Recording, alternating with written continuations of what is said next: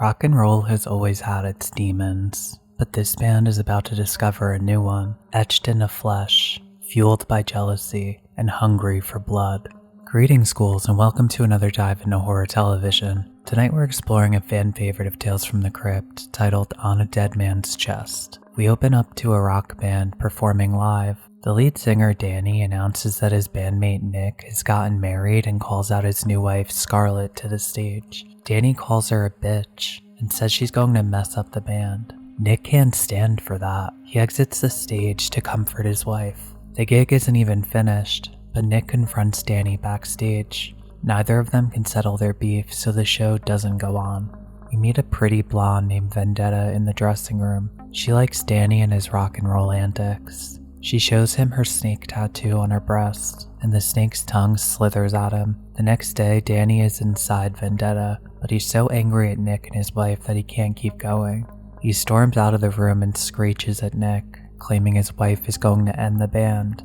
Scarlett wants Nick to go set him straight, but they resist the urge and plan to discuss things tomorrow.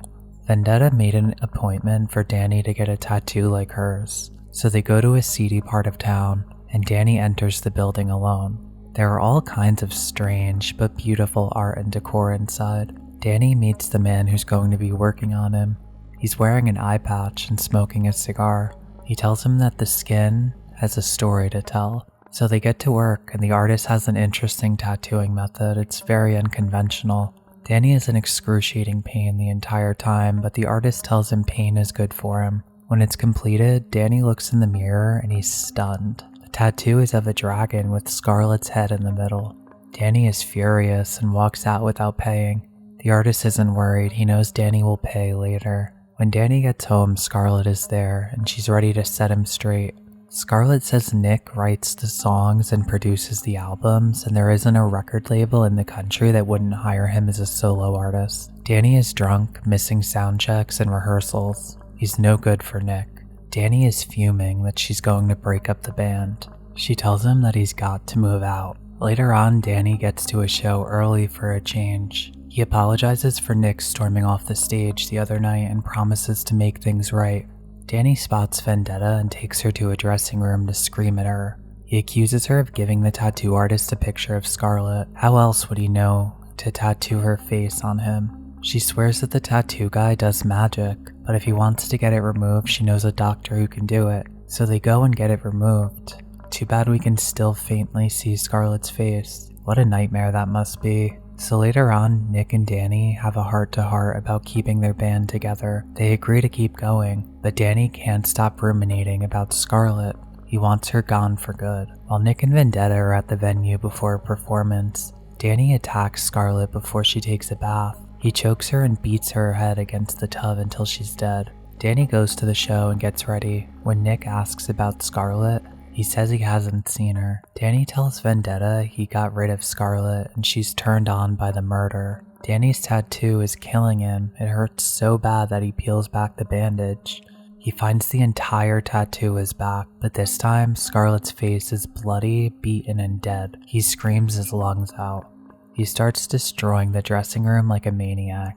Nick starts knocking on the door. He's holding up their performance. Eventually, he goes to the stage to perform, but something isn't right. His chest starts moving, as if something is growing beneath his shirt. He goes backstage and he attacks Vendetta for sending him to that tattoo artist, then goes into the dressing room. A dragon bursts out of his chest and starts attacking him. He punches the mirror, and it breaks.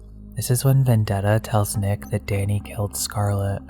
Nick breaks down the door to get to Danny, and we see Danny in one hell of a state. He carved off his own flesh to get rid of the tattoo. He's standing there holding his skin with her face on it when the screen cuts to black. I like the idea that the body will reveal what your soul refuses to confront. The episode shows how resentment becomes indistinguishable from obsession, how hate is merely a distorted form of fixation, and how the body holds the truth even when the mind lies. The tattoo remembers. It's a truth he cannot kill. I enjoyed how the tattoo artist represents the archetype of the truth-telling artist, one who sees beneath ego and exposes what is rotting beneath the surface. His work is supernatural, prophetic, morally neutral, and unflinchingly honest. It shows us how art reveals the true self. Danny can kill the woman and the tattoo, but he can't kill what the art exposed. Violence towards others is violence towards yourself. It just takes longer to notice. What's scary here is the terror of exposure. Being seen for who you really can be is horrifying. In most horror tales, the monster is the external threat, but here it's being known. Not admired, not worshipped, not mythologized, but seen clearly without the shield of ego. The fear that others will know what you really feel can be profoundly uncomfortable. What if someone could see the feelings you're ashamed of? Most people's identities are built around curated, censored versions of themselves. That becomes impossible for Danny. If people knew the real Danny, they would recoil. That's why he mutilates his chest. He's trying to destroy the truth carved into him. He's trying to erase the version of himself that other people can finally see. Violence towards the tattoo becomes violence toward himself because the tattoo represents his resentment, his fixation, and his emotional defects. This episode showcases hegemonic masculinity, the culturally idealized form of manhood that celebrates aggression, sexual conquest, and control. Danny's hatred of Scarlet reflects a broader logic. Women in hyper-masculine subcultures are viewed as symbolic property. Violence becomes the tool through which men negotiate threats to their status. Killing her becomes a way to reclaim the hierarchy he fears losing. William Friedkin directed this episode, and he's known for directing The Exorcist. Larry Wilson wrote this episode, who's done 5 episodes of Tales from the Crypt and co-wrote Beetlejuice. There were some big names attached to this episode. I wouldn't change a thing about the cast. Everyone was spot on, and they successfully created something unique and well put together. I'll rate this one a 9.5 out of 10 for this series. It's a standout episode, and it's fun no matter how many times you watch it. I want to hear your thoughts down below, and until next time, be well and stay spooky.